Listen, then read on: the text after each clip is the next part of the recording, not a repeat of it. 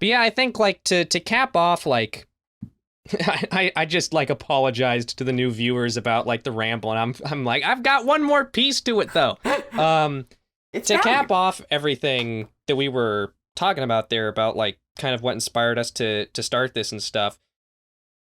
Like I guess I kind of want to I want to cap it off with just like the important lesson I feel like I finally learned from all the like failed kind of content artistic Hmm. YouTubery type projects that I've done and started and in many cases never finished.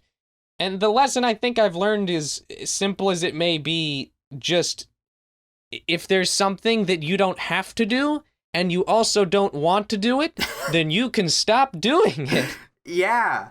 Because I feel like, I was talking about like artistic burnout and like ambition and stuff. Another big thing for me that has kind of tormented me with just art in general is creating obligation for myself that just doesn't exist.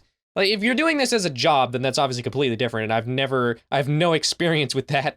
But I've always had a habit of not only being ambitious with the art that I want to create, but also just over investing in its importance to like my identity and stuff. Yeah, To yeah, the yeah. point where it starts to just weigh on you, even though there's no external pressure whatsoever beyond like whatever subscriber base I may have had on previous channels and stuff, which was never particularly huge. And even then, like, you're not beholden to your subscribers unless it's your job. You don't literally have to upload stuff if you don't want. And finally just accepting that unabashedly was really important.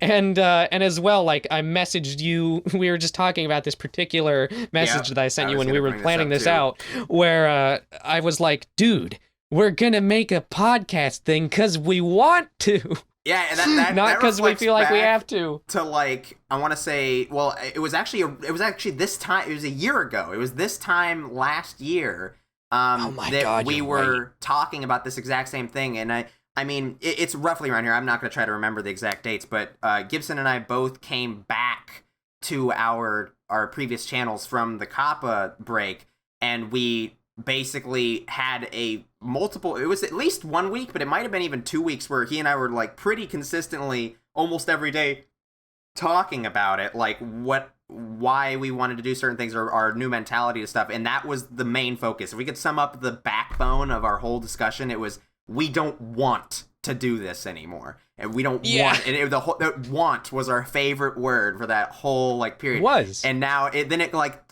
teetered off, and we'd reference it every once in a while. But then when Gibson said that the other day, it really hit home. Like it just sunk in. I was like, damn, this is great. And I'm just super This excited about is. it. Super excited about this. Yeah, same. Same. I'm in the same boat. It feels genuinely fresh. It Yeah. does. And as well, like, with it being so casual and stuff, like, because I used to do live streaming and stuff as well. And for a long time, my live streams were very, very much, and they were this way when I stopped doing them as well. Just sit down, see who shows up, and just talk to chat, and that's it. And they were always really fun. And then at some point, I started I started more of a like show thing out of them, trying to be more professional, almost talk showy, have guests on every time and stuff. And I was, it was in a period where with all the content I was making, streaming or otherwise, I was placing like just an unhealthy degree of importance on professionality and being really slick. Hey Yeah. guys, make sure to slap that like button and subscribe. Um and like I would literally be hemming in trying to control my guests and stuff, even when the conversation was really And fun, because I yourself. was so determined, and myself, because I was determined to keep it like, this is the time, and this is the time we have to do this, and these are the sections that go in this order.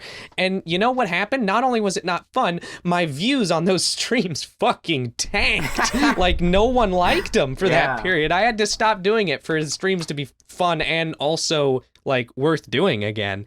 And yeah, so that's another thing I'm excited about, is just moving past that bullshit. I have to say, like, okay, well, the way I'm about to phrase this is gonna make it sound more purposeful than it has been. It's been more of an organic process, but like I've found myself slowly unsubscribing from, every channel that has that slap that like button persona going on to some extent. And I used to Yeah, really I admire totally those feel channels that. and follow a lot of stuff. I used to follow a lot of like channels and things that were like, here's how we're going to help you build your brand. And after a while, I'm like, all my favorite channels are really unique and personable. And while it's impossible to determine the real level of authenticity a creator is giving you, I have a pretty like good sense that most of my favorite creators are pretty darn authentic. Mm-hmm. And after a while, just the YouTubery personality, persona, whatever, just really wore down on me, and I slowly abandoned it myself.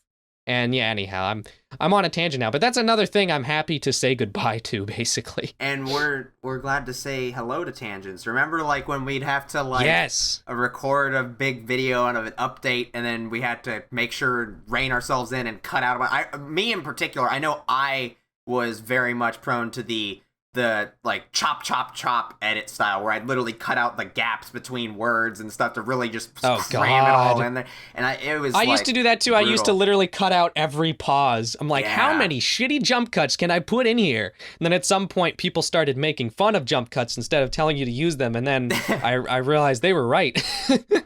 So if you haven't got the idea yet or the general vibe, we really don't motherfucking give a piece of shit fucking care in the world Clue. as to like any of that like fucking restraint that we held over ourselves. We before. don't care about restraint. This, I mean, So if this is boring, or if it's just two dumbasses swearing about things that they either love or hate, that's the point. just in We're case putting we in didn't no cuss enough at ambition the to make beginning. it super nice and professional or super like well put together. It's supposed to be a mess. It's a glorious mess. Yes, That's the plan, or the lack of a plan, rather. It feels really nice to be able, like, I know it may sound like juvenile to some people, but to me, honestly, one of the biggest